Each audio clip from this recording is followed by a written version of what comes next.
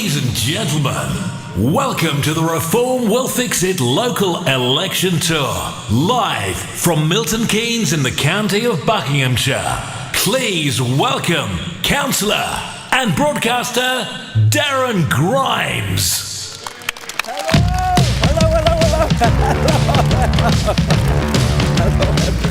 Hello.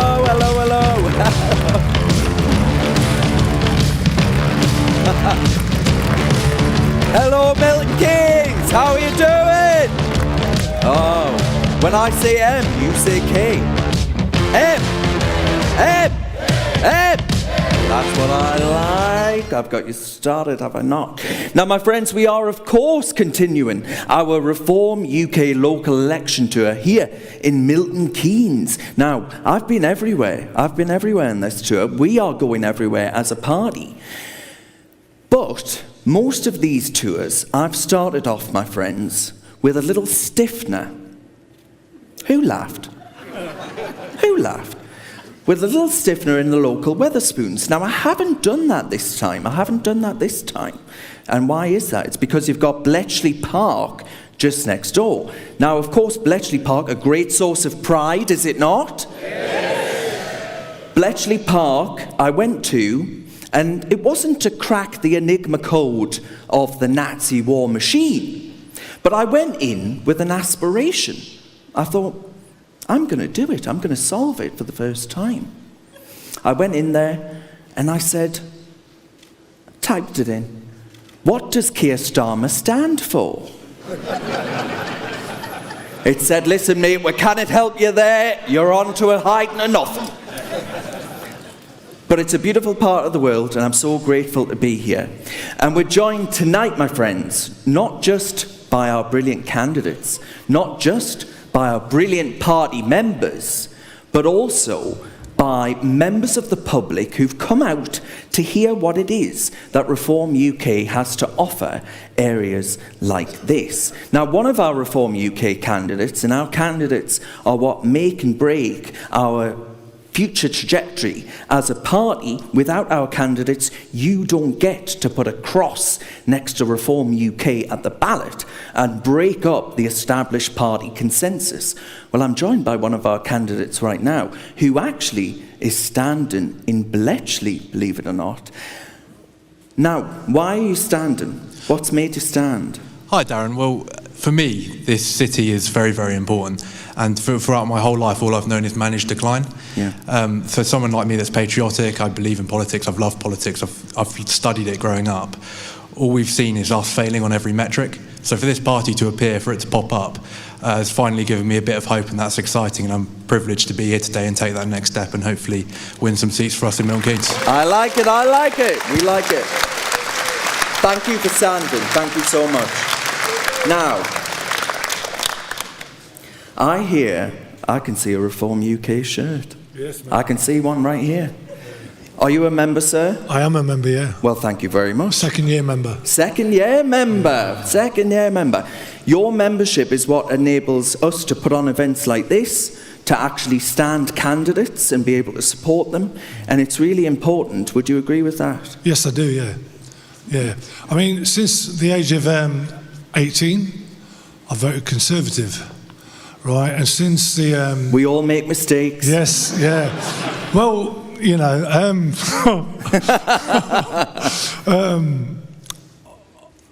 since Boris Johnson gave us the bullshit, he gave us, I mean, it destroyed me, right? Because her dad, right, he died and we could not go and see him because of COVID. Right, and that destroyed me because we was like best of mates. Oh, you know, I remember it well. I remember when and he went and had his cheese and I want to swear. Downing Street. No, please don't do that. This is a family show. Show. Yeah, you know, he went and had his cheese and wine parties, right? When we couldn't go and see our darling. I get that. You know, I remember the scenes. And that destroyed us. I bet. I mean, my mother's little sister died during COVID, and it was the same thing. They couldn't hold each other's hands during the funeral. It was a real moment. Now, madam, can I please ask you, are you a member of Reform UK? I've only just sort of come, and we have actually signed to get one of the candidates. My husband signed and I seconded him. So he's here tonight. And what made you do that, madam? What made you actually think, you know, well, I'm going to sign up one of our candidates? Sorry, I'm awfully close to you, sir, aren't I? It's getting very carry-on in this room, isn't it? I'm quite old, but I've seen quite a number of Labour governments, Conservative governments. What have they delivered? Coalitions, and none of them. I'm hoping Mr. Farage will not be like the others. He won't be. And when he makes a promise, I hope he will do what he says. Absolutely. Because the others have not. Yeah, absolutely. Thank you. I agree with that entirely, and this is a man in Nigel Farage that has stood by everything that he's believed since I was put on this planet. In 1993, he stood up for UKIP, and now, of course, stands for Reform UK, which is actually breaking up the established party mould in saying that you can vote for something that isn't Labour, Conservative, or in this part of the world, the Liberal Democrats. Remember them? Well, not much applause for them, was there? But there are members of the public here. Madam, are you a member of the public? You're not a member of Reform? Planning. You're planning to be? Yes, yeah. What's brought me here, you're going to ask, aren't you? Yes, I am, yes. What has brought you here? Because I just despair of the state of this country, and we've lost all our values. Yes. And, you know, I just can't even read a newspaper because of things I hear that's going on. And we seem to be afraid to say that we're British, you know, and proud of everything that we've achieved. It's like you can't say that here or abroad. We're like, nobody wants to know us, and that's awful. It is. So we need to revive that. Well, thank you. And mind, I'll be holding you to that later. I'll be coming over with a little membership slip. I will. I'll be coming around, dishing them out. But it is extraordinary. It's a party first to actually be able to engage with members of the public who haven't made their minds up yet in a live studio audience. And I love it.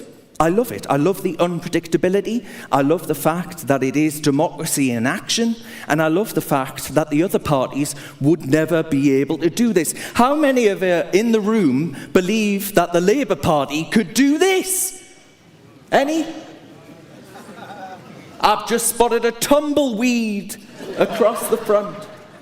No one believes that, my friends, because actually we are the party that are offering something different. We are the party offering genuine change and, dare I say, hope. And that's exactly what we need to do at this stand that we've got here. Now, this stand, labelled very beautifully, is the Stand for Us stand.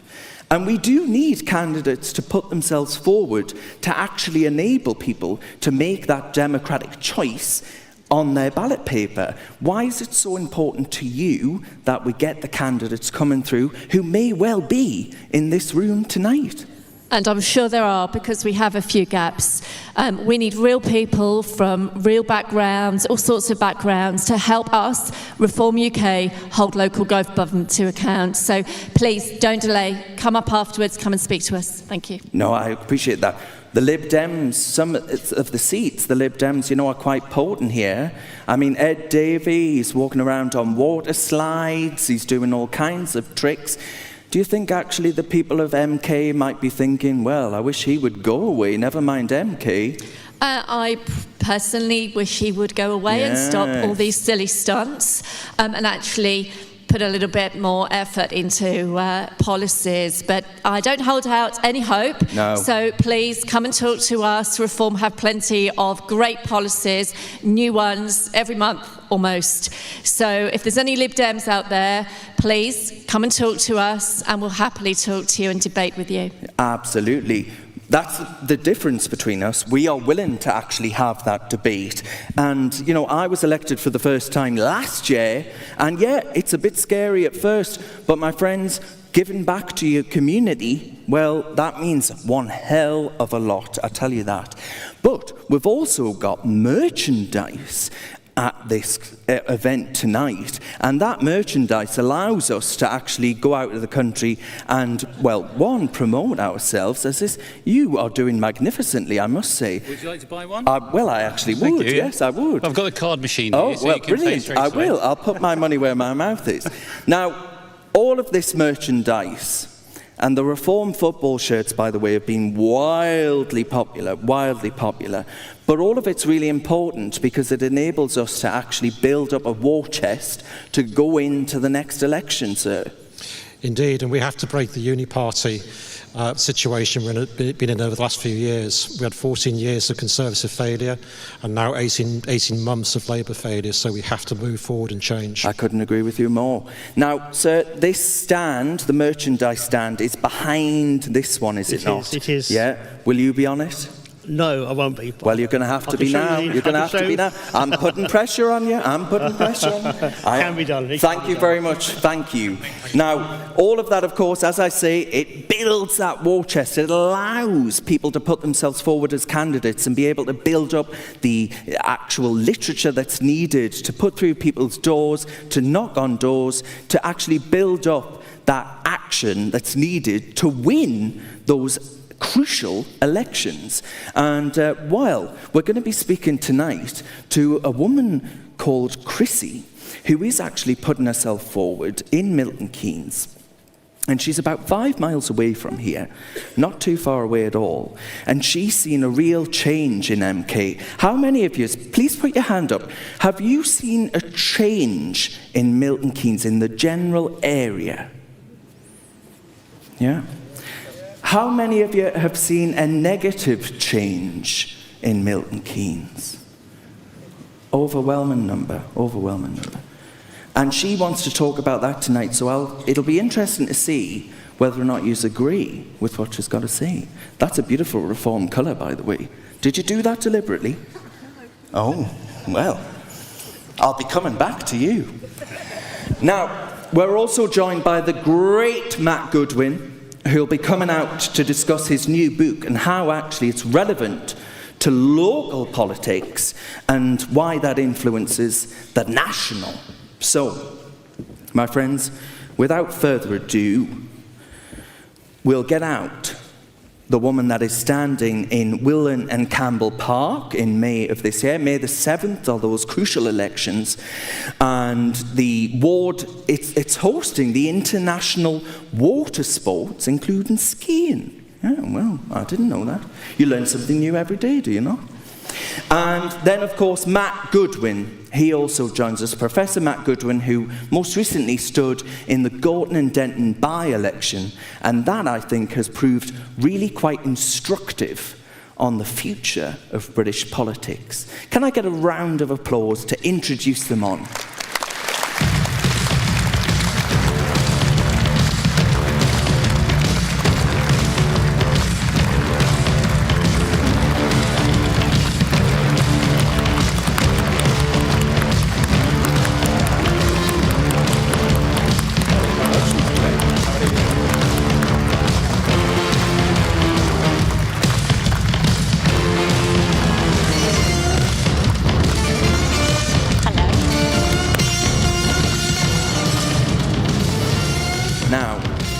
I appreciate both of you giving up your time. Matt, you've got a very important launch today. Now, it isn't the launch of Milton Keynes, although that is incredibly important, but it is the launch of your book that I think is actually incredibly instructive on the issues that matter to people in areas like this, Matt.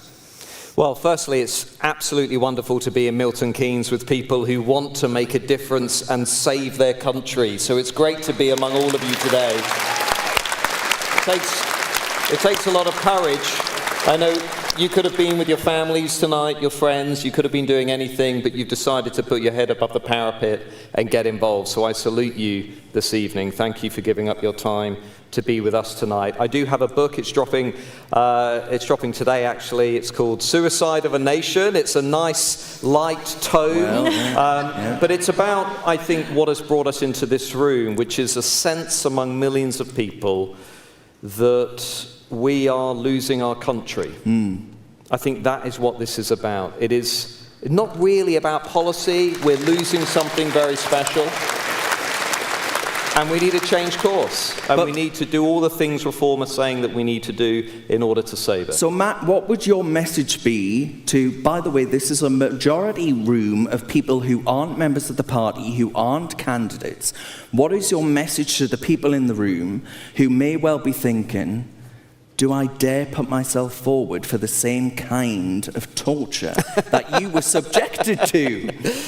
Look, everybody in this room knows there is going to come a point in your life where you are going to have to look yourself in the mirror and think, what did I do to try and make a difference? And that is ultimately what this is about. It's not just a meeting, it's not just a political party. I've always viewed Reform as a family of people who really want to try and turn the tide.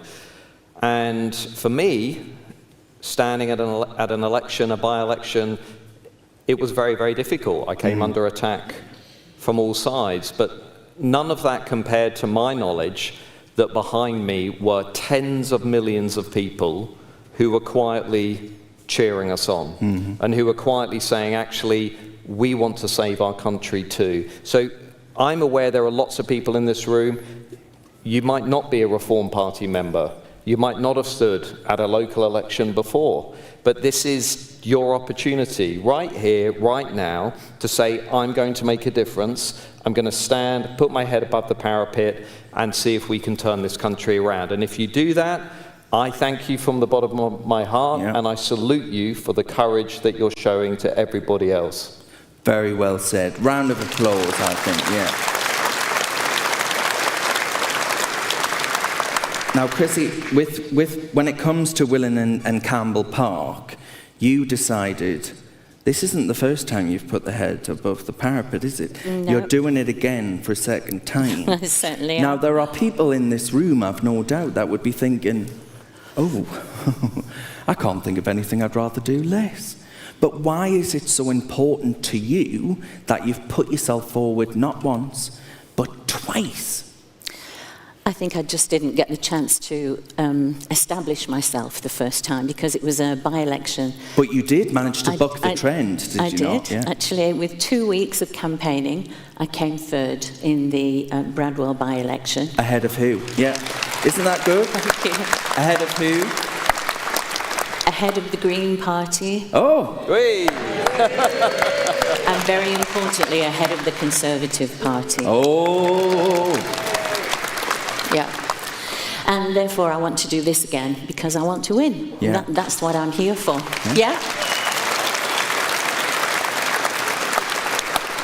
Now, what are those issues that you think are particularly relevant to people in this audience tonight that aligns with Reform UK's mission?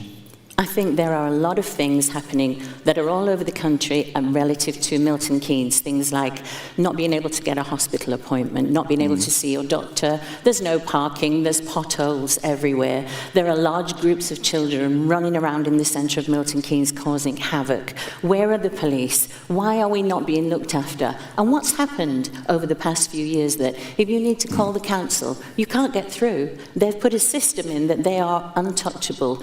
When we used to go to the council offices, you could speak to someone on reception and go in and find the relevant person that you needed to speak to about any issue. Yeah. Now, it's all barriers, security people. Something drastic has changed. It has. What is it, and how do we stop that? Well, I couldn't agree with you more. How many people in this room believe that immigration has been too fast into this part of the world? Yeah. Look at that. Look at that. But A sea of hands. But Matt, Darren, all those hands reflect the hands that are going up across the country. Nobody voted for this policy of mass uncontrolled immigration. Nobody voted to have open borders. Nobody voted to have the British people being forced to pay £15 billion on accommodation costs for people who are entering Britain illegally. I think the only way we can send a message to this system is by voting Reform, standing for Reform. It's the only thing they will listen to. And you know, in Gorton and Denton, what struck me, the Greens and Reform, they were the top two spots. Labour and the Tories are dying. There is a new politics emerging in this country, and it's a politics that, on the one side, with the Greens, it terrifies me. It's like the scenes that we saw in Trafalgar Square. It's a Trojan horse for something that I think is very, very dangerous. Yeah. But on the other side, I see millions of people like the men and women in this room who are willing to stand up and put their heads above the parapet. There is an old saying about the British, which is that we lose every battle except the last. And it feels to me as though we are approaching that pivotal moment, that time where we really have to turn the tide or it's going to be too late. As Nigel Farage has said, we are in last chance saloon. This is last chance time. We've got to all come together. We've got to win these local elections. We've got to then win the general election. And I've known Nigel Farage for 15 years. I can say this quite openly. I know for a fact if we can get that guy into number 10 Downing Street, he will do what needs to be done. Absolutely. Chrissy? The last word to you. You heard from the couple that I spoke to over at that side of the room that actually there is a view that, you know, I voted Labour, I voted Conservative, whatever it might be, but they haven't actually done what they've said they're going to do. Why do you trust this party to do it? Well, I don't know. The quote is often misquoted as being from Tony Robbins or Einstein, but who was it that actually said, you can't keep doing the same thing and expecting a different result? So we've tried that. Isn't that true? We've been going between those two parties constantly, and we always end up disappointed. We have to forge a new way through. We have to do something different. We can't just keep accepting what they throw out to us and what they tell us and being disappointed. I was a lifelong Tory, I have to be honest, but I got to the point where I just could not align myself anymore with their policies. And what Nigel was saying and what Reform was saying made a lot of sense to me. And I hope it makes a lot of sense to you too. Brilliant.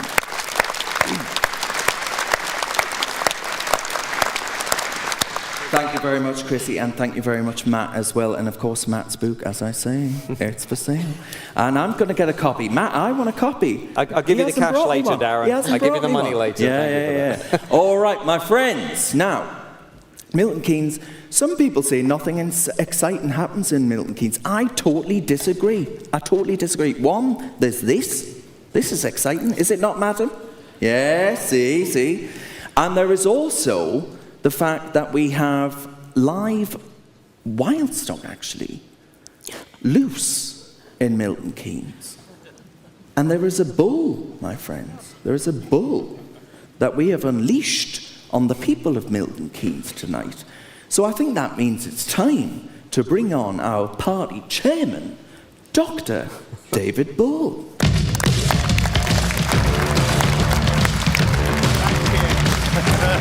Thank you.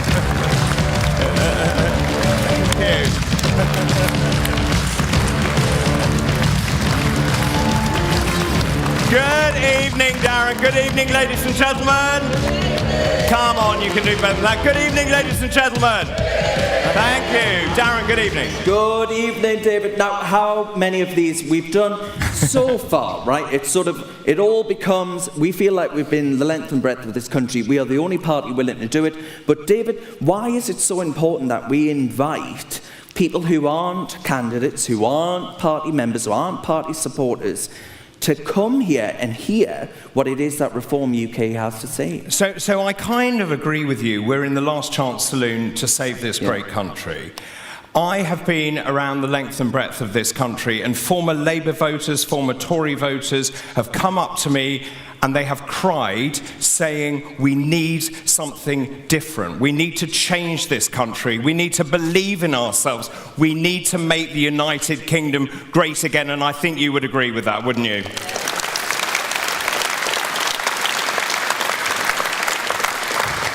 Now, David, if people do agree with that, one of the ways in which we're trying to boost participation in the democratic process through what we as a party call democratic candidates at the ballot box Yeah. is to put yourself forward to stand. You've put yourself forward to stand before. You know, it's not the maddest decision you've ever made, is it? Well, I think it's pretty mad, actually. I used to have a normal job. I was a doctor, a medical doctor by training. I then went into television. And then, of course, I believed so passionately that this country needed to change. I then stood for Parliament. I then stood and became a member of the European Parliament.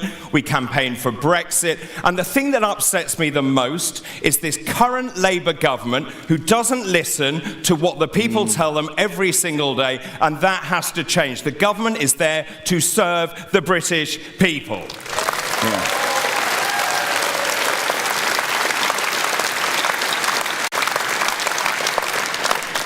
But the drive to put yourself forward, the drive to sign up as a member, the drive to actually be here tonight, why is it unique to Reform UK? So if I look back at Milton Keynes, I first came here 30 years ago. It's an incredible city, actually. It was very cleverly planned. And there's great pride in this community. And I think if you want this community to grow and prosper, then it starts at the beginning. And that is what Reform UK believes in. We are growing this party from the ground up, not the top down.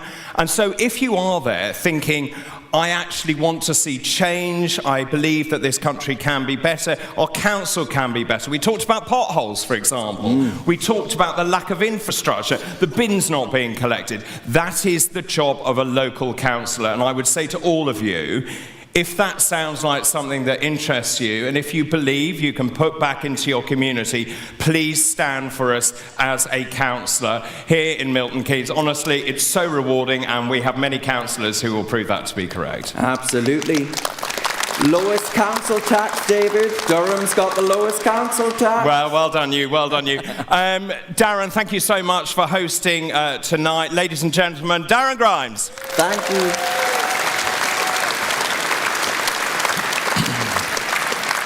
Well, a very good evening to you, ladies and gentlemen. I'm Dr. David Bull, and let me tell you, I am very proud to be the chairman of Reform UK. And I'm also very delighted to be here in Milton Keynes. Now, as you know, this is a city officially founded in 1967, even before I was born, as a new city to relieve London housing congestion. As many of you know, it was designed around a modernist grid system covering 22,000 acres. And I think it's fair to say the new urban planners had a field day. They rejected traditional designs and instead they implemented a grid of roads linked by a plethora of roundabouts. But as a bull, I am very aware that Milton Keynes is the home of its much-loved concrete cows, is it not? Yeah, indeed. I think it's fair to say Milton Keynes has always been way ahead of the curve and forward-looking. And let me just give you this sort of promise. Under a Reform UK government, Milton Keynes will continue to be a trailblazer. We will be behind Milton Keynes all the way.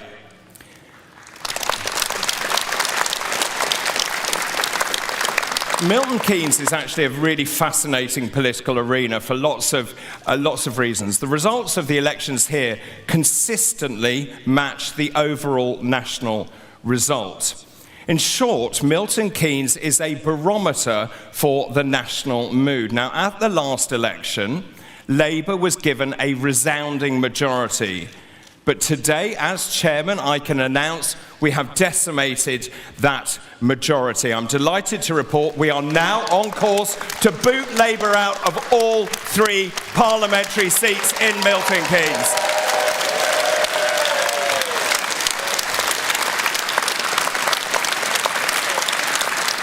And I think, judging by your reaction, that is exactly what the people of Milton Keynes so desperately want and need. Is that not right? Yeah. So let's go back to tonight. It's really good to see so many of you here. Some of you are supporters of the party. Some of you are members of the party, but many of you have never had an affiliation with a political party. And some of you have never voted. But I think it's fair to say that all of you here tonight are here out of a sense of frustration, of desperation, and downright anger at the way our country has been run into the ground. And let me tell you, that is something I'm seeing around the country. I have been on the road for the last 9 months. I have seen over 7,000 people across the United Kingdom. These are people just like you. From Burnley to Sunderland, from Penrith to Hull, from Ipswich to Wigan, Walsall to Aberdeen, and Llandudno to Preston.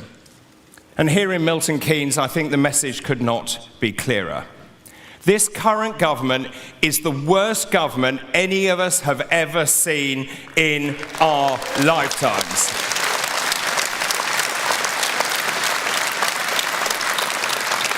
This government is directionless, it's rudderless, it's devoid of principles, it's devoid of policies, and it lacks any coherence at all. And I've been thinking about this because great countries need a great leader. What do we have? Keir Starmer. Keir Starmer, ladies and gentlemen, is a failed human rights lawyer who prefers Davos to Devon. He's a man who has alienated almost the entire British electorate. He is a man who languishes with a net approval rating, wait for this, of -47. In fact, I can tell you his approval rating is so bad that at this very point in time, the taxman, rail replacement buses, and even the BBC are more popular than the Prime Minister.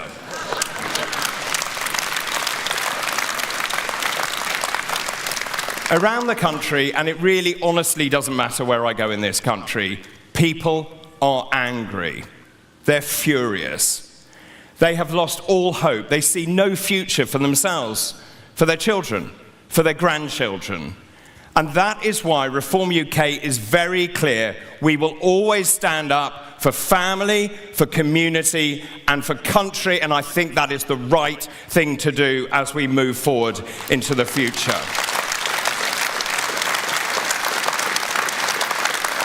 There is no doubt the Labour government is out of ideas, out of time, and quite frankly, it should be booted out of office, should it not? The Labour government also has absolutely no idea what it is doing. It's now on its 16th U-turn. Talk to anyone here. They've trashed the economy and they have kicked businesses where it hurts. And that is what all business owners are telling me. The rise in employer national insurance contributions has decimated companies, forcing many to stop recruiting or close their doors. They've launched full frontal attacks on our farmers, on our industrial base, on our pubs, on people who work hard, and for me, the worst sin of all is attacking our pensioners, which is unacceptable.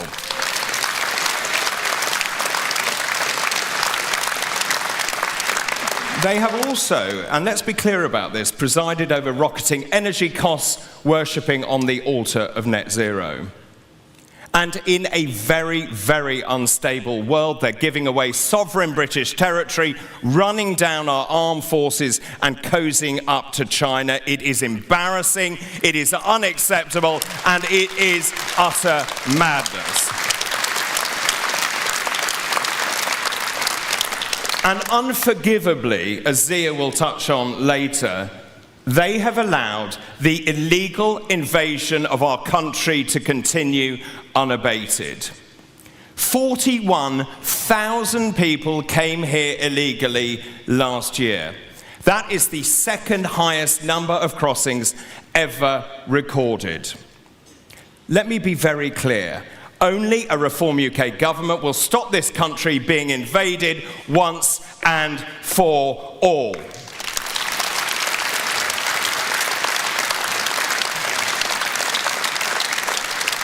The government knows it's in trouble. It knows it's in deep trouble. And it is lashing out, accusing Reform UK of wanting to privatise the NHS. These are cheap tactics. As a doctor, a medical doctor, and the person who wrote our health policy, this, ladies and gentlemen, is a blatant lie. It smacks of desperation. Let me be very clear as well. Under a Reform UK government, the NHS remains free at the point of need. Do not listen to the Labour lies.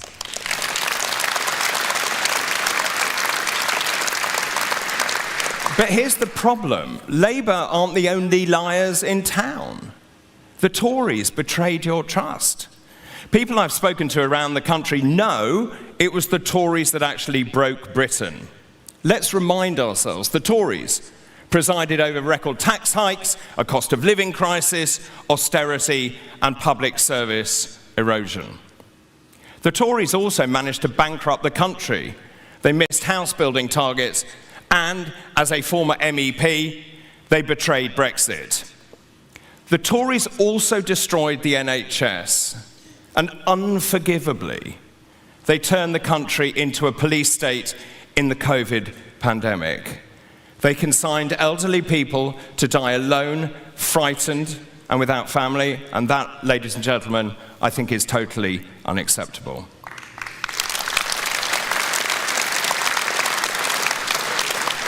And they were responsible, don't forget, for an open-door immigration policy. They let in nearly 150,000 illegal migrants, and under Boris Johnson, they allowed 3.8 million unskilled migrants legally into this country, and by the way, half of them will never work.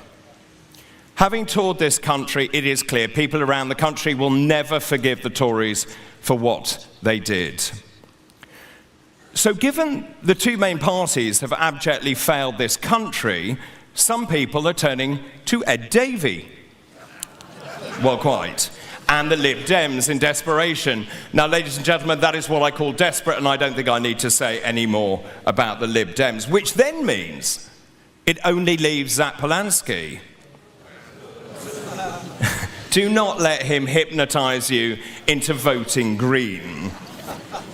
The Green Party, ladies and gentlemen, is a major threat to British national security. It is a party more interested in Gaza than in Great Britain. Do not vote for the Green Party. They are incredibly dangerous.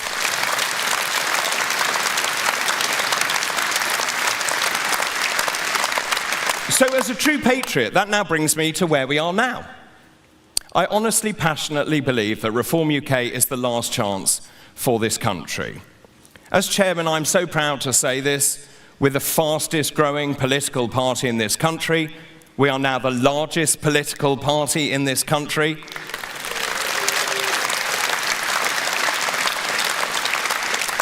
Since I've been chairman of this party, we have gained 5,000 new members every single month.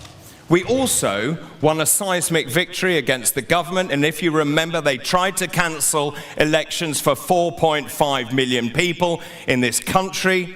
It was wrong, it was undemocratic, and thanks to the fight mounted by Reform UK, that wrong has been put right. Those elections are back on, and democracy reigns.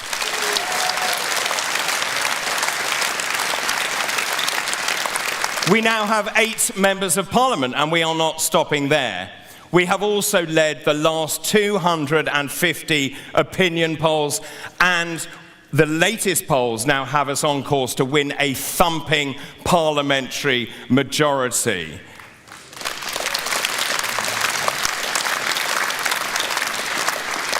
If those figures are right, and if we go on to win a thumping majority, there is some sad news. We would have to say goodbye to Angela Rayner. She would be out. I know. We would also have to say goodbye to Rachel Reeves. And here's my favourite. We would also say goodbye to Mad Ed Miliband. Make no mistake, ladies and gentlemen, the future is bright, the future is turquoise.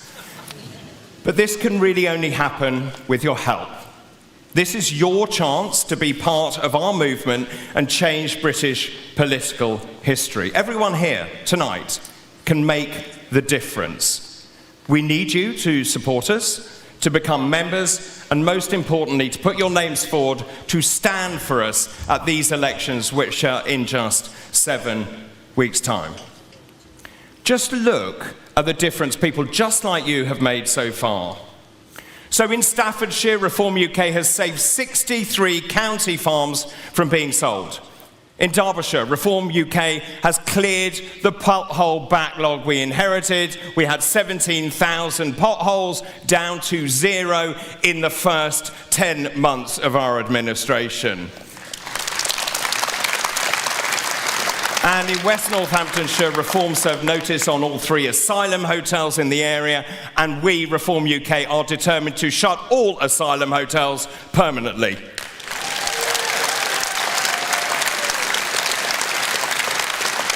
And look, we mean business. Reform UK councils have delivered and identified over £700 million in savings in local government in their first year. And Reform UK councils have the lowest average council tax increase of any party. In summary, unlike the failed establishment, we, Reform UK, are delivering for local people. In just over 7 weeks, on May the 7th, elections are taking place across the country, including here in Milton Keynes. I cannot emphasise how important these elections are. This is your chance to hit the government where it really hurts. So my final message to you all here tonight is to show this government how angry you really are about the way they have treated you. And ladies and gentlemen, I implore you to vote for Reform UK.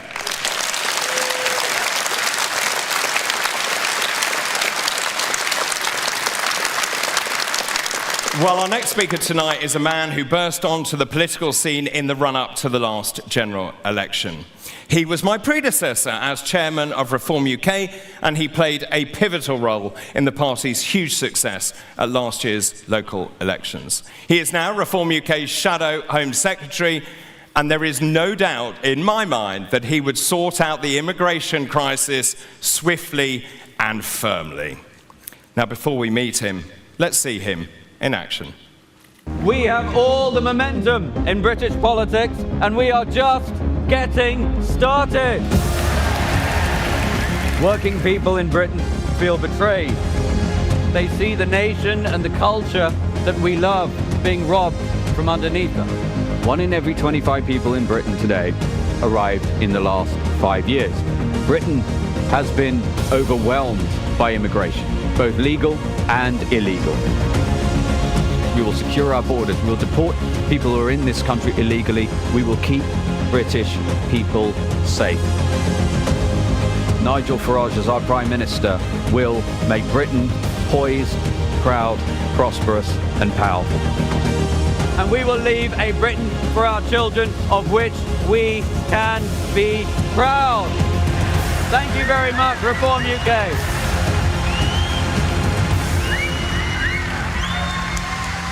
Ladies and gentlemen, please welcome Yusuf.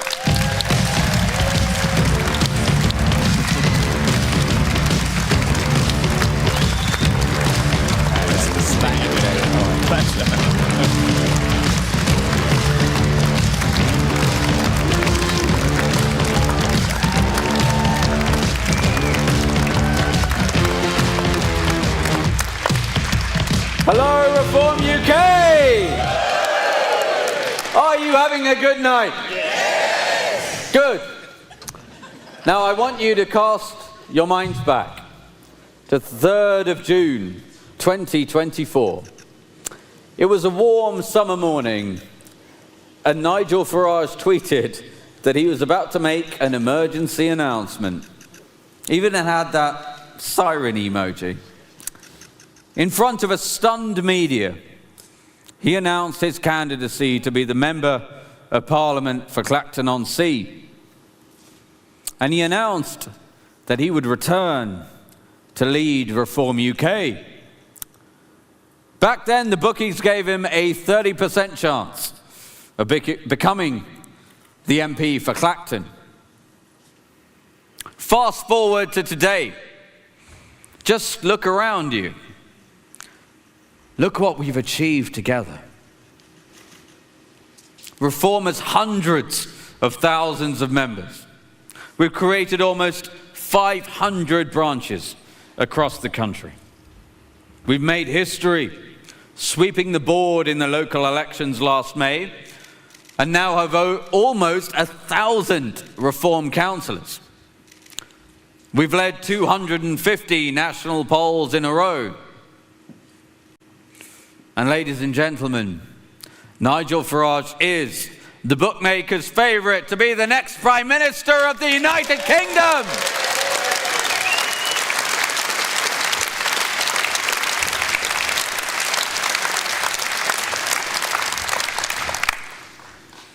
But I need to be honest. We gather at a dark time for our country. For years, the Tory and Labour Uni Party has looked the other way, while the very fabric of our society has been under attack. We've been told to accept open borders, that a country that spends £60 billion a year on defence should stand powerless as men arrive in small boats day after day. That we should shrug as our streets change, knife crime rises, and the tradition and culture of Britain are steadily, heartbreakingly eroded. Well, I want to say to you today, those things are not inevitable. They are the deliberate choices of weak men and women who lack the courage, lack the spine, and lack the moral clarity to defend the country they were elected to serve. Well, here's the thing. I don't accept this. Nigel Farage does not accept this. And I know that you do not accept this. That's why a Reform government will end it.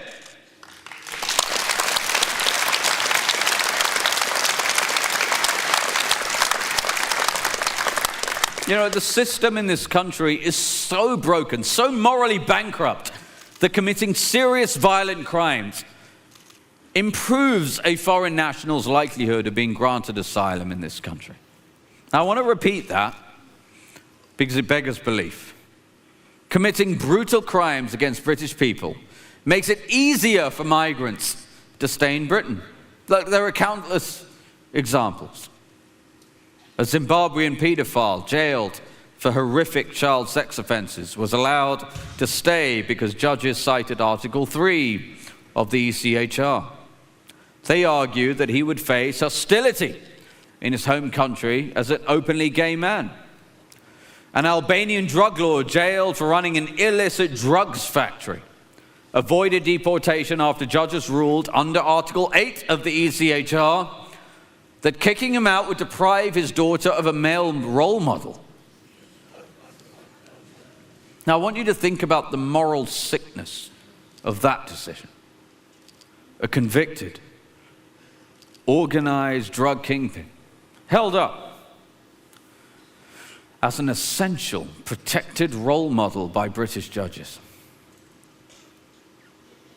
A Ugandan gang member who clubbed a man to death in the back of an ambulance, a man who received a life sentence for murder, successfully won the right to stay in Britain to protect his mental health. His lawyers successfully used Article 3 of the ECHR to argue it would be inhumane to send him back to a country with poorer mental health facilities than our NHS. This man barbarically took a life, and the British taxpayer is now forced to cater for his mental wellness.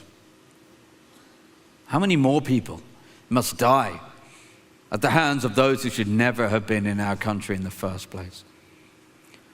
Well, I want to promise you this. When Nigel Farage becomes our Prime Minister, gone will be the days when your rights are trampled in service of foreign citizens. Never again will British people be a second-class citizen in their own country. Under a Reform government, His Majesty's Parliament will be sovereign once again, and the rights of the great British people will reign supreme.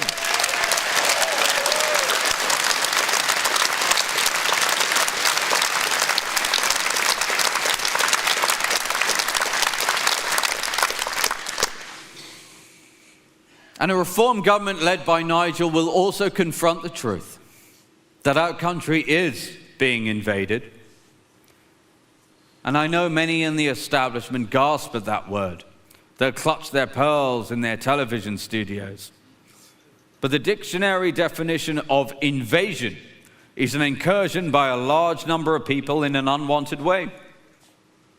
Almost 200,000 people have broken into our country across the English Channel over the last 8 years, more than stormed the beaches of Normandy on D-Day.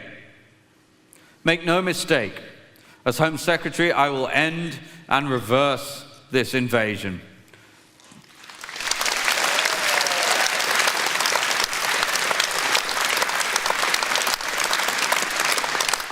Look, the patience of the British people is now exhausted.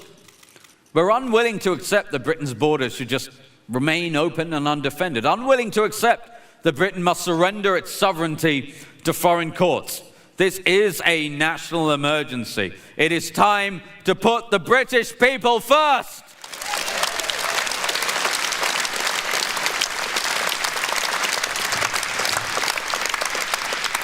That's why, upon winning the next election, a reform government will launch an unprecedented emergency program to track down, detain, and deport all illegal migrants in the United Kingdom.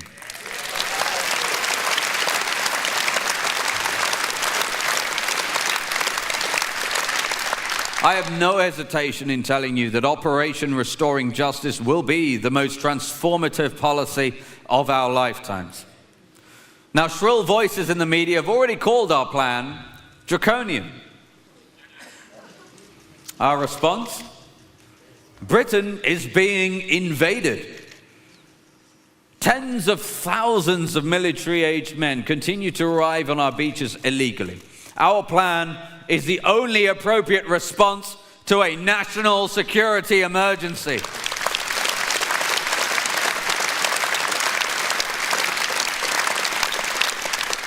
We will immediately stop the boats by sending a crystal clear message that being in our country illegally now has an ironclad consequence: immediate detention and removal. Deportation is the ultimate deterrent. As Prime Minister, Nigel Farage will direct every instrument of state to ensure illegal migrants are removed from this country. We will pass the Illegal Migration Mass Deportation Act. And I want to tell you that the draftsmen who worked on this legislation were given a clear and strict instruction that when Nigel is Prime Minister, there will not be an activist judge in the country that will be able to prevent a single deportation flight from leaving.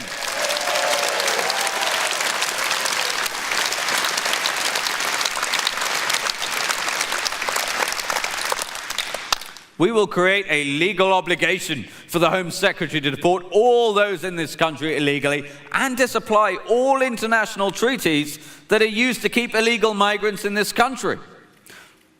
And we will pass a law that makes clear that if you come to this country illegally, you will never be granted asylum. End of story.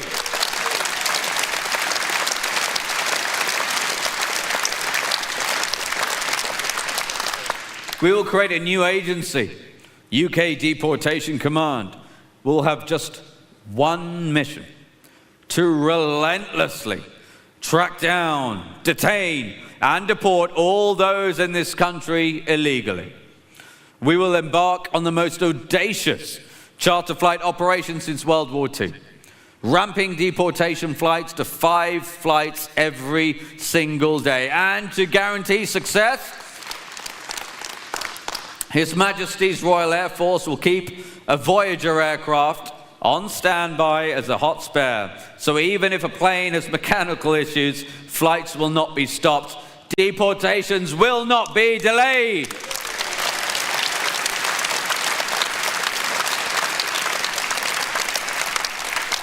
Return agreements will be secured. Countries of origin will take back their nationals. If a country refuses, we'll simply stop issuing visas to that country. That's why, as Home Secretary, I will immediately cease the issuance of visas for countries including Sudan, Somalia, Eritrea, Syria, Afghanistan, and Pakistan.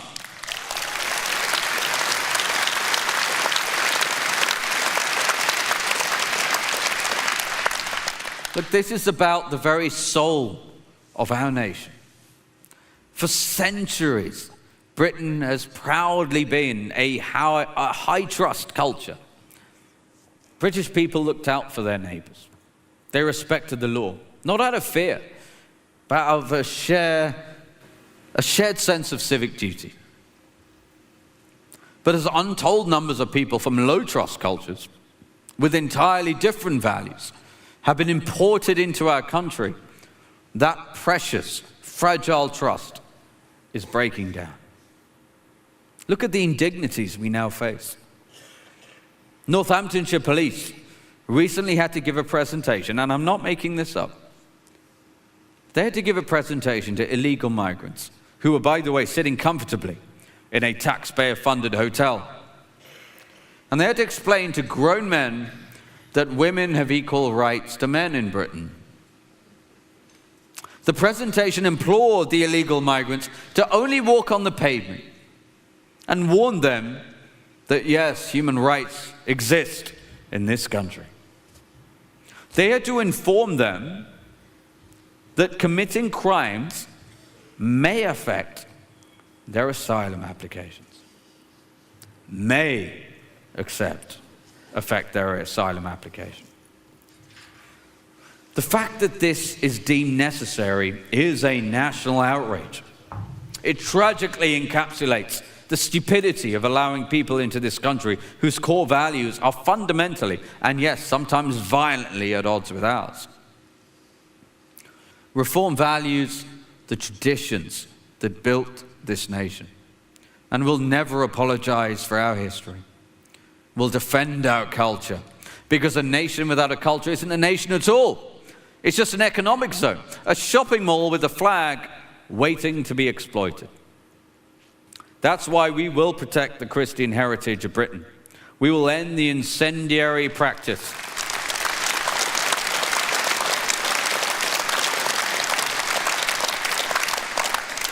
we will end the incendiary practice of converting churches into mosques. I'm proud to announce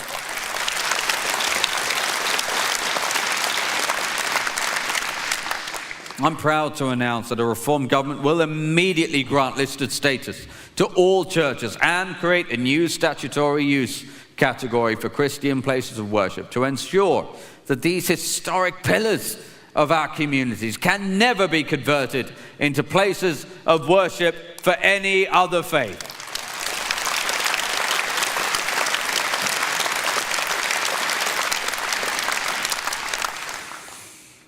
And a Reform government will also do something that Labour obviously refused to do, and the Tories failed to do in their 14 years in government. We will run an accelerated inquiry through a committee in Parliament to get to the bottom of the despicable crimes of the rape gangs that terrorise young girls in this country for decades.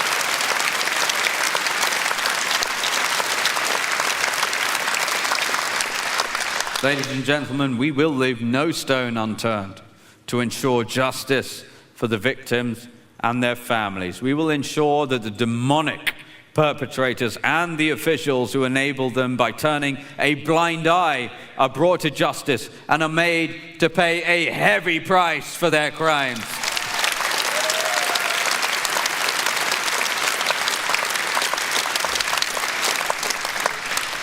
And look, having built and run a successful business in this great country, I know that human beings respond to incentives. For too long, witless politicians have created an incentive for people to come to Britain and take advantage of the goodwill of the lovely British people. British taxpayer funds should be spent exclusively for the benefit of British people. The British welfare state should be available exclusively for British people. It is a slap in the face to every working man and woman in this country that British taxpayers have been forced to spend 15 billion pounds on universal credit welfare payments to foreign households in the last 18 months alone. Think of the state-of-the-art hospitals that money could have built, the thousands of police officers it could have put on our streets, the tax cuts it could have delivered to struggling British families. We will stop this hemorrhage of our national wealth. A reform government will immediately terminate welfare payments to foreign nationals.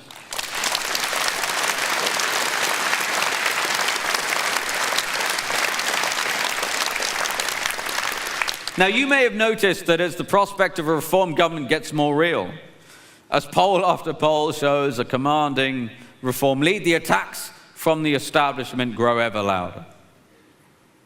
Thankfully, we have someone to inspire us. He certainly inspired me. I think he's inspired you. He's inspired millions upon millions more across this great country. We have a leader who loves this country, who has spent most of his adult life campaigning for the interests of the British people. He came out of retirement by popular demand to take his place as a leader who will lead us out of despair and into a state of hope for this country. He will face down those who seek to destroy us. He will not be deterred by slurs or milkshakes. And just as he took on the banks and won, just as he took on the European Union won, now he will lead us as we take on the elite political class, and we will win.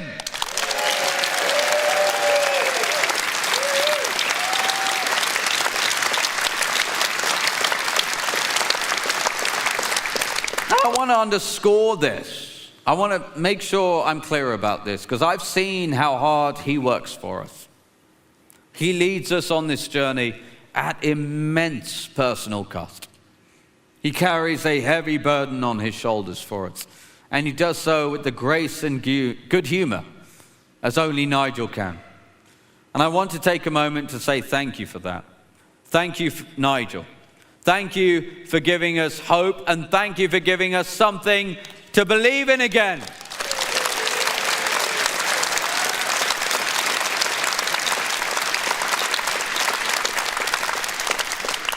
Now, they say that politics is about choices. You heard that phrase? Yeah, well, I agree with that. So let's put our cards on the table. If you ask a reform government to choose between the safety of our women and girls and an international treaty, to choose between a secure border and an international treaty, to choose between a sovereign United Kingdom and an international treaty, then we choose security, we choose sovereignty, and yes, we will protect our women and girls. To hell with your international treaty.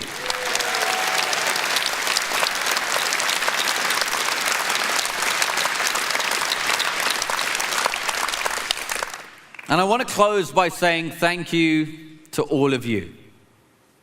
We've already made history together. We've already defied the odds together, defeated many enemies together. And all of this because of you. The path ahead remains long, and I've got to be honest, it remains treacherous. The attacks from all angles will only grow. But we need your help to ensure we have a full slate of candidates for the local elections in May. This is your chance to join us in the cockpit and chart a course with us to save our country. So if you're interested, see one of our team as you leave tonight. But I want to end with a promise to all of you. If we stay the course, if we stick together, if we find it in ourselves to rise and master this moment, we will sweep the board again in May, win the next general election, and together we will change the course of British history. Thank you very much, everyone.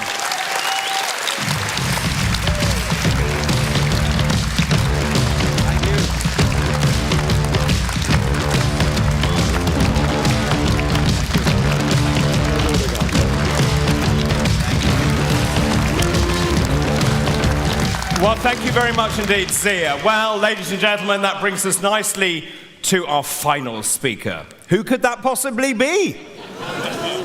He's a man not afraid of a political fight. He took on Nat West, and he won. He took on YouGov, and guess what? He won. And at the next election, he will take on the establishment, and he will win. And ladies and gentlemen, be in no doubt, soon he will make history when he becomes the next British Prime Minister. Before we meet him tonight, let's see him in action. We are all ships rising on a turquoise tide, headed towards winning the next general election. This government is deep in crisis. They are not fit to govern. The Conservative Party are riven.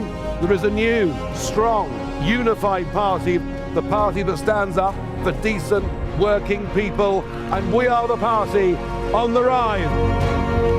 The energy has been unbelievable. The enthusiasm has been extraordinary. You are the people's army. Reform is now in government. And the big shout-out message, and it's very, very clear, is if you vote reform, you get reform. And when it comes to country, of what a nation is, this is where I do personally want to confront the Prime Minister head on. No one cares more about the state of this country than I do. There is nobody more determined than me. But I tell you what, folks, that was just the beginning. Thank you very much indeed.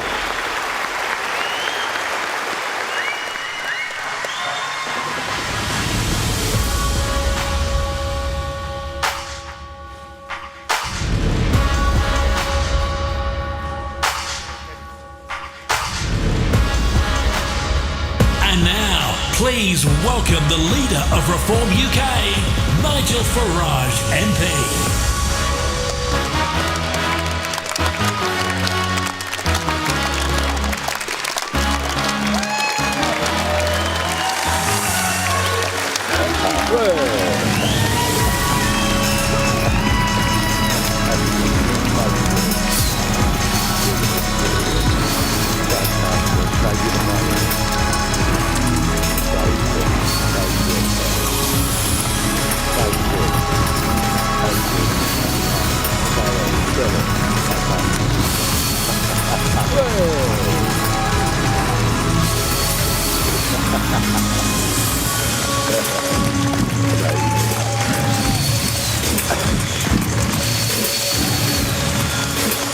Fantastic. Thank you, and good evening, Milton Keynes. Fantastic. Well, you know what? How many other political parties in a non-campaign period could, here in Milton Keynes, assemble a crowd of well over 1,000 people? And we can do it. And do you know why? Do you know why? Because you're all concerned about the state this country's in. You're all worried about where we are. Many of you are fearful, not just for your current cost of living, not just for the international situation, but for what your children and grandchildren may well have to face in the years to come. And I'm concerned. I'm concerned. It's why 20 months ago, as Zia said, I came out of retirement. Folks, if we need to get better in life, we first have to get the correct diagnosis. And our diagnosis is very simple. Britain is broken, and Britain needs reform. And that is where we are as a country.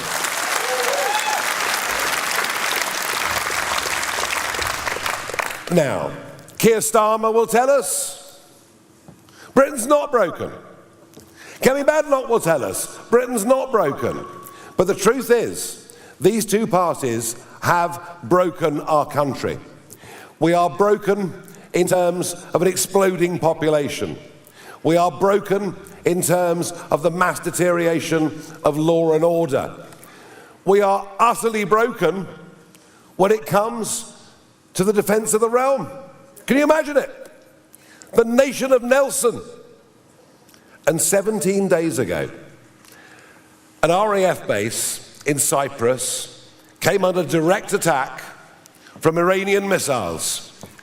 And 17 days later, after the Greeks had sent a ship to help us, the French had sent a ship to help us, the Spanish had sent a ship to help us, and 17 days on, HMS Dragon has made it as far as Gibraltar. I mean, can you believe that a nation that was built on sea power has sunk to these depths? 14 years of a Conservative government running down our armed forces whilst pushing up the welfare bill. And now a Labour Prime Minister who can't make his mind up on basically anything. We are being humiliated on the world stage. Humiliated on the world stage. And you know what? We in Reform are not going to have this. We're going to stand up for our nation, stand up for our culture, stand up for our history, stand up for our people, stand up for those that go to work, that get up in the morning, pay their taxes and obey the law, and an end to giving in to international courts, an end to the European Court of Human Rights telling us we can't deport serious criminals.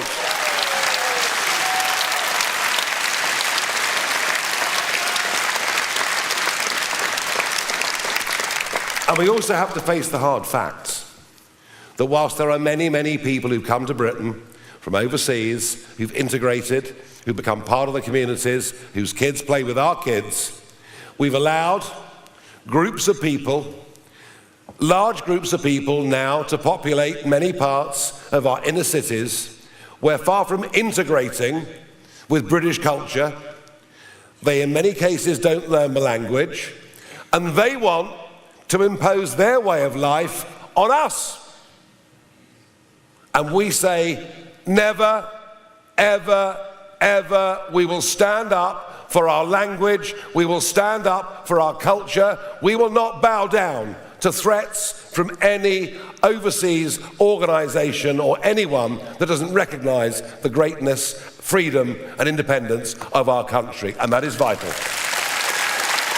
That is vital.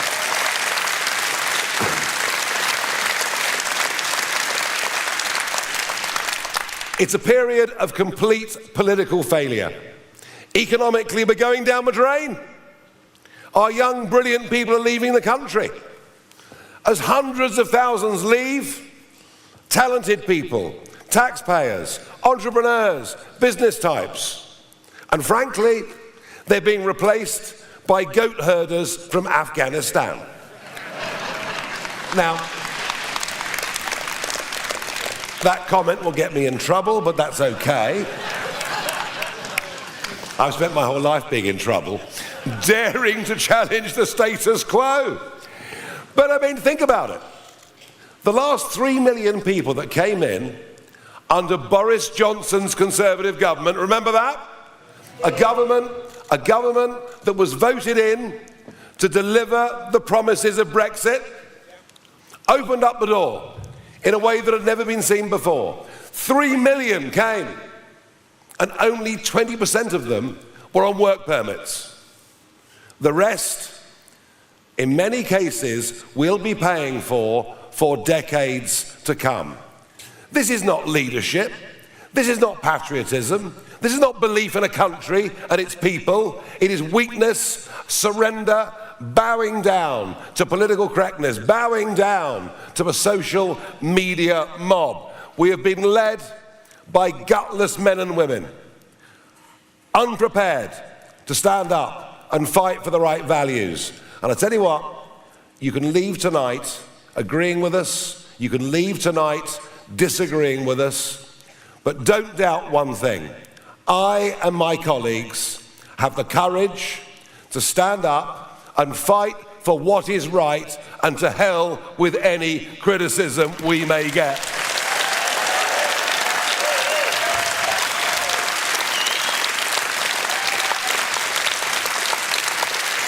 We have got to turn this country around. We've got to control our borders. And frankly, if you come here by boat as a young adult male who throws his phone and his passport into the English Channel at 12 miles, under our government, you'll be detained and deported, no questions asked at any point in time. And we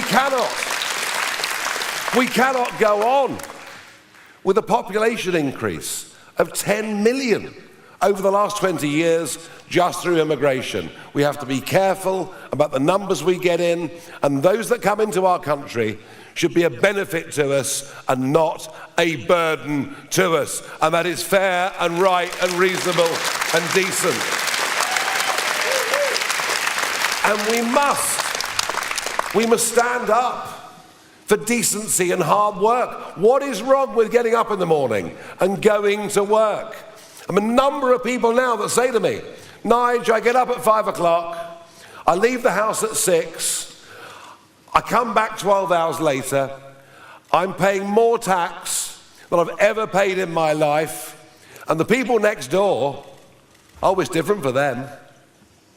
They get up at midday.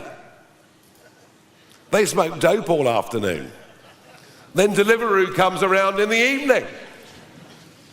We're paying people not to work. We're diagnosing people with conditions like mild anxiety. I have mild anxiety every morning when I wake up. We cannot go on. We've got to recognise that hard work is good. We've got to recognise that sending millions of our kids in the last 2 decades to university to study social sciences was far too many of them with far too much debt, when actually what the country needs are people with trades and skills, and that we must encourage.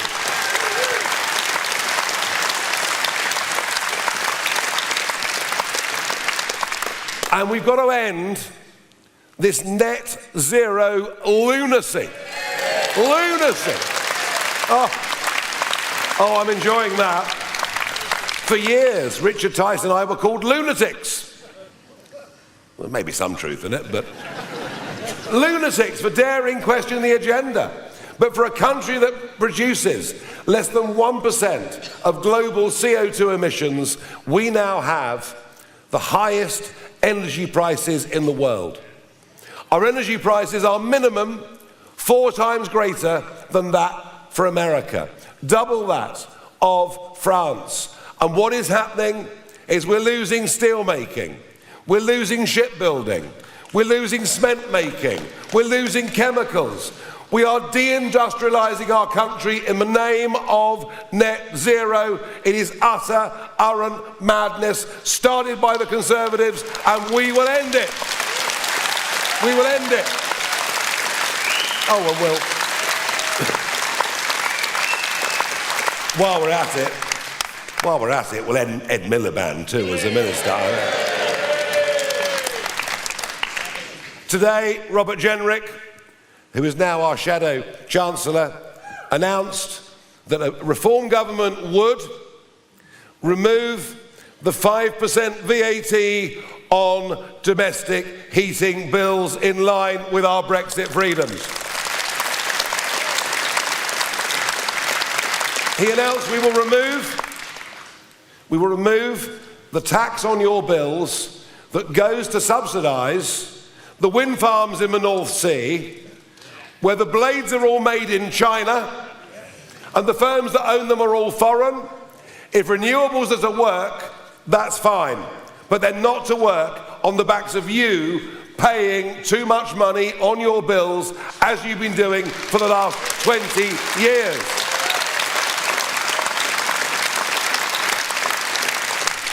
Now look, we can't wave magic wands.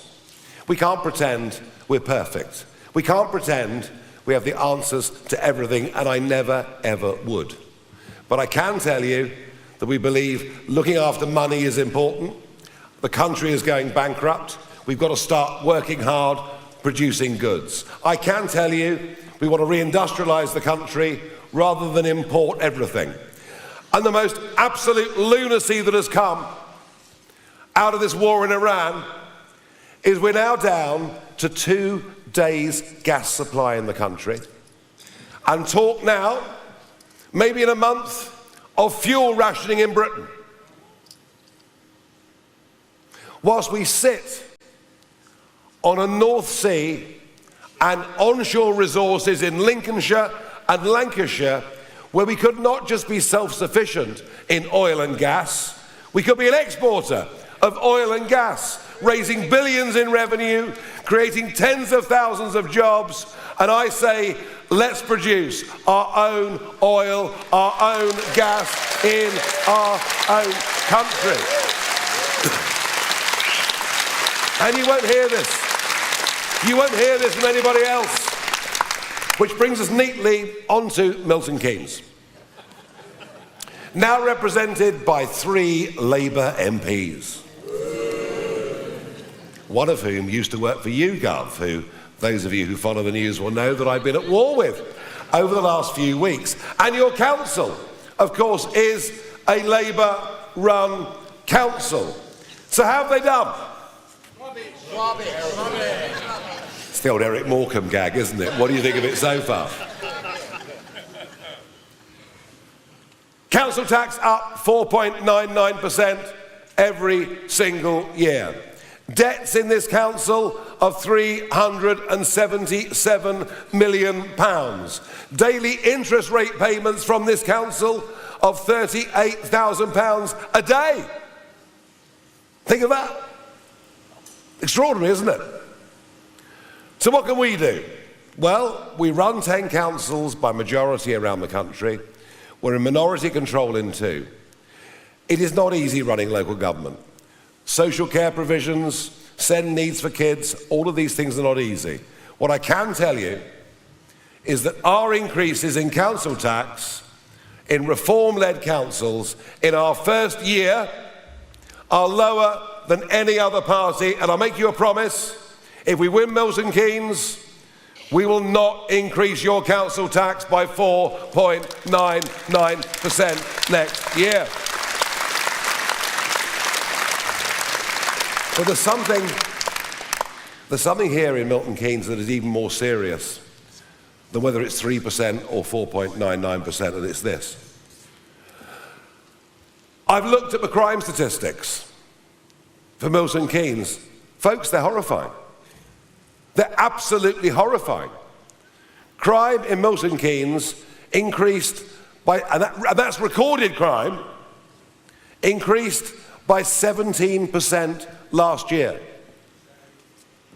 Now in Milton Keynes there are stabbings. Now in Milton Keynes there are murders. Now in Milton Keynes shoplifting is rife and almost no one gets prosecuted. Antisocial behaviour is increasing. The rise in sexual crimes in Milton Keynes, frankly, is worrying and appalling. And all of this overseen by a local Labour administration and a national Labour government who continue to pursue a policy of releasing people early from prison. Well, I'm sorry, but we will take a different approach. We will urge the police, urge the Crown Prosecution Service here in Milton Keynes to pursue and prosecute every single case of shoplifting, of antisocial behaviour, and get a grip on crime here on Milton Keynes before it becomes unlivable. And it needs to be done. It needs to be done. The social problems across our country are writ large here in Milton Keynes. So we face elections here on the 7th of May. There'll be 60 council seats available in Milton Keynes. It's all held by Labour, but I think we're in with half a chance. Do you think we're in with half a chance? Good. And you know what? We start winning Milton Keynes in local elections, we'll start winning Milton Keynes in general elections. If we win in places like Milton Keynes, we'll win a majority at the next general election and begin the turnaround that this country so desperately, desperately needs.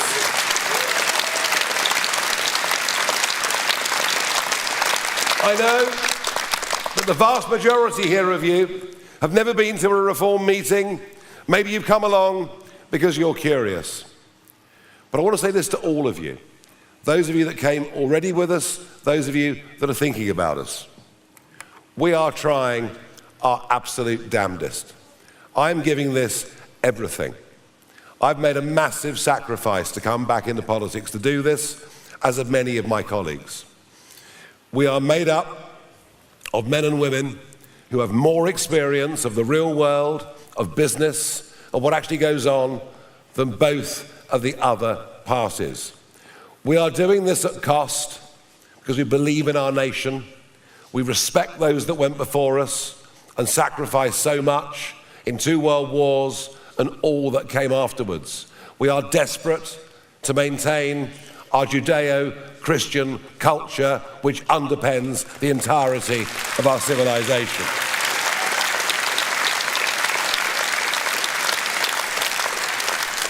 But we cannot do it on our own. We can only do it with you. If you join our People's Army, if you help us achieve this goal, and you know something? If you've come along tonight and you agree and you don't do anything, maybe in 10 years' time you'll regret that.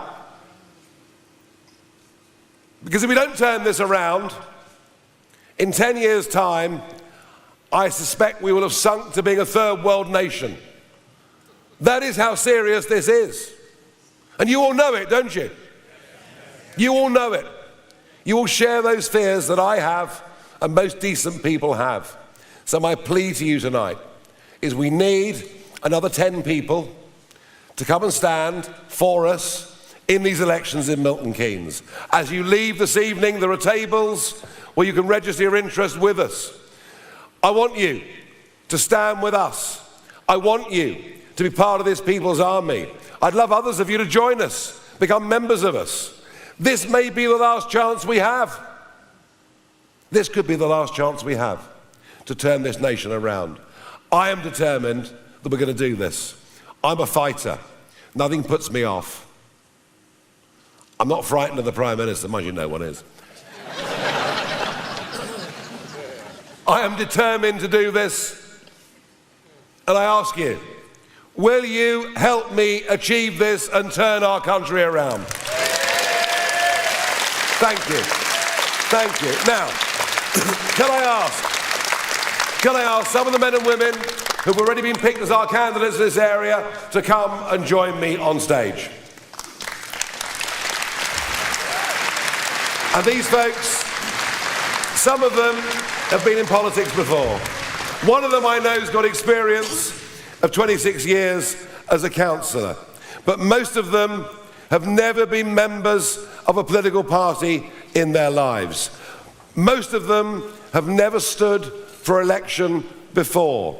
But they're standing up and doing this because they want to turn our country around. You've got to just, there's dozens of you. There's thousands of them. But we need more. We need at least 10 more. So I hope some of you will, as you leave this evening, go and sign up, go to our tables, stand as a candidate, go through the process, join us. Okay, here they are. Would you vote for this lot?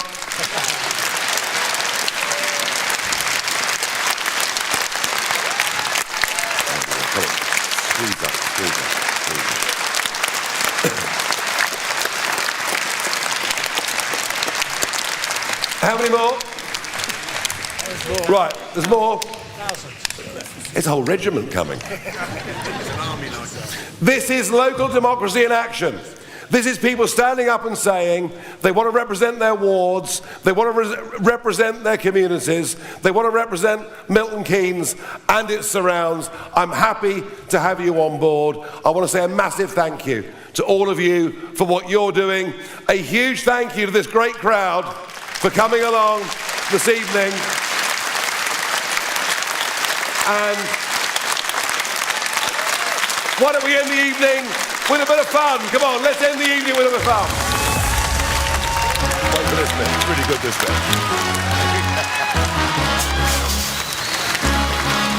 Hey! There we are. It's really hard to catch.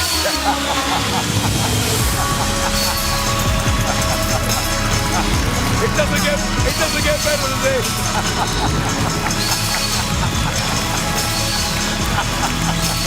Well, it's got to be fun, isn't it?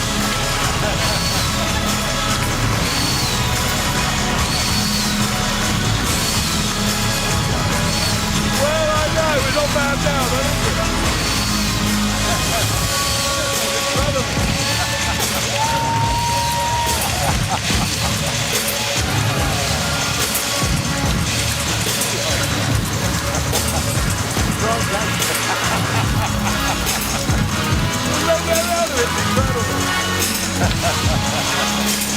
Thank you, everybody.